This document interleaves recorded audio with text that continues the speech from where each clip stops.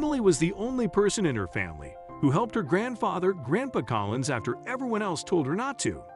She thought they were crazy and eventually moved in with him. But at 18, he kicked her out and finally realized the heartbreaking truth. "Emily, don't do it," Rosalinda told her daughter, Emily, when the teenager said she wanted to move in with her grandfather and care for him. "Mom, someone needs to help him out. Otherwise, his house would be dirty, and he would only eat junk. He's family," Emily insisted, shocked at her mother's lack of concern for her grandfather. "Darling, I know what I'm telling you. I know he's family, but, well, he doesn't really need you. He's lazy," Rosalinda explained, but it seemed like she was reluctant to say something blatantly bad about her father. "Emily, honey, what's wrong?"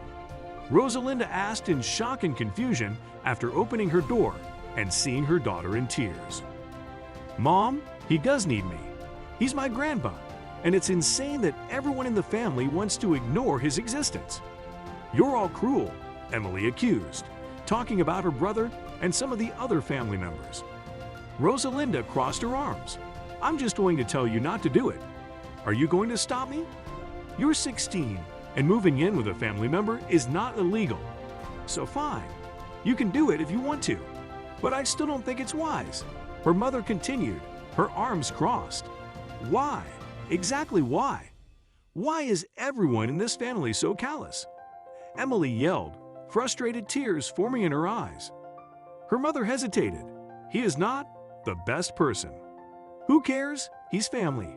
Yes, he's a little grumpy, but that doesn't mean he doesn't deserve our help." Finally, the older woman had enough. She uncrossed her arms and gestured as if she was cleaning her hands. Her daughter was not listening, and sometimes teenagers had to make their own mistakes to learn truly. "Fine, do whatever you want." "I will," Emily yelled petulantly and went to pack her bags. Her grandfather lived several blocks away from her house in Houston, Texas. She could quickly move and still see her family. Furthermore, she didn't have to change schools, so everything worked out. And Emily knew that if she didn't help her grandfather, she would regret it for the rest of her life. After finishing packing, she left her house and walked to his house, muttering, "Seriously, this family is crazy. How can they treat Grandpa this way? How can they be so thoughtless? They're going to regret it later," she said to herself.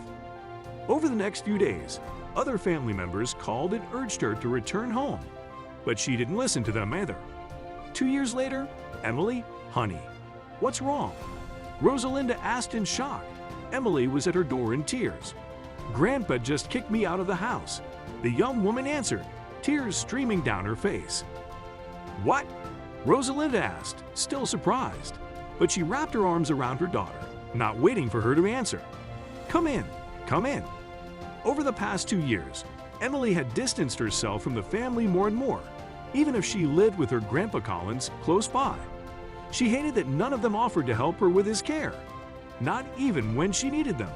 She slowly started to resent them and would tell the older man that it was them against the world. He would hum and nod at her, making Emily think that he agreed with her. But 2 days after her 18th birthday, Grandpa Collins decided he'd had enough. Emily sat on the sofa in her mother's living room, sobbing.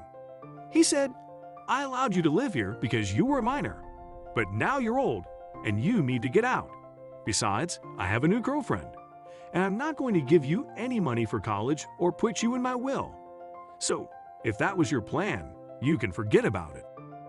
"I can't believe it. I moved in with him. I thought he needed me." Rosalinda sat down next to her daughter, sighing heavily.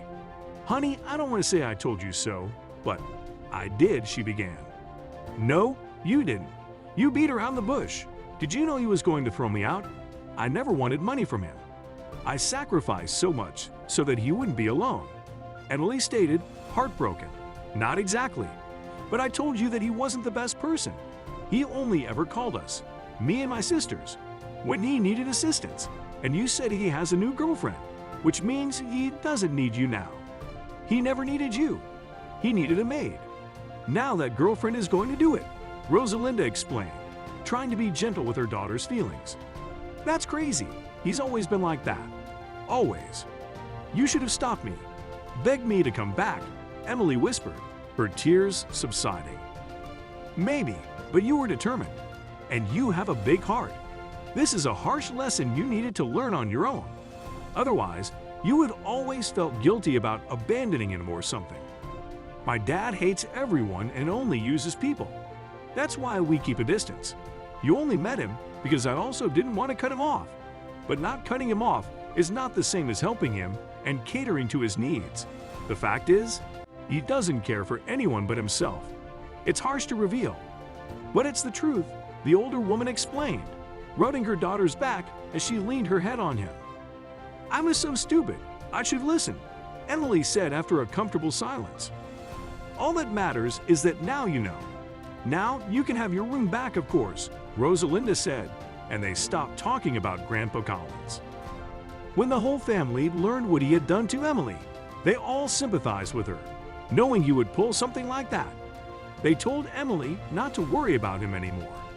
He wanted to be left alone, so they all should do that. Many years later, when Grandpa Collins got sick, he called Rosalinda and her sisters, but none of them wanted anything to do with him again. His girlfriend had dumped him when she realized she couldn't trick him for money. Now he was sick and alone, and no one in the family cared. The old man finally realized his mistake, and part of him regretted it.